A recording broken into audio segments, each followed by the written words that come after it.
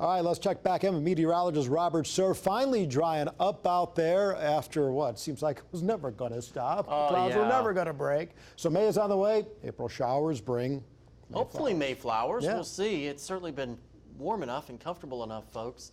But yeah, Paul's right. It has been very, very wet as of late. And that's actually where I want to start with a look at how we are for the year on precipitation across our three major reporting stations. So XNA, Drakefield and Fayetteville, and Fort Smith, we are all running a surplus of rainfall for the year. This does include snow as well. So we've had almost 17 inches of precipitation at XNA, almost 16 at Drakefield, and over 16 at Fort Smith. Now we have this surplus. That probably means we don't have any dry conditions, which we don't. No abnormally dry or drought conditions. Look how quickly those pick up, though, as you get a couple dozen miles to the northwest of Tulsa. The drought goes from abnormally dry to exceptional drought relatively quickly.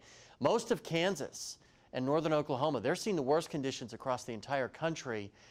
California, the West Coast, really improving their drought conditions over the past 6 months. Some huge drought remediation has taken place there, which is certainly good news. All that rain, look how green everything is.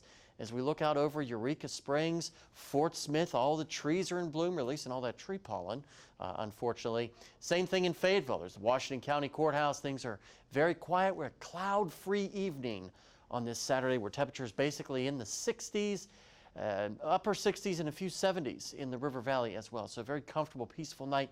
Big picture, it's dry for us. Cold front well off to our east. Big, sprawling area of low pressure, bringing some rain and lake effect snow to parts of the Great Lakes. Quite a bit of storminess across Florida, especially across the Fort Lauderdale area. All sorts of what looks like tornado damage.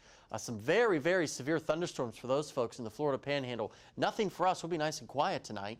Weak boundary will try to cross the area. It'll turn our winds around and usher in just a little bit cooler air for tomorrow. Not by much. Also can't rule out a stray sprinkle in the River Valley here tomorrow afternoon. Really should be no big deal. Most people won't see anything, especially it should be dry in northwest Arkansas. Sunday night looks nice and quiet as well, and then headed back to work or school Monday morning. A little bit chilly, maybe a little bit of patchy frost Monday morning, but overall a great Monday is on tap.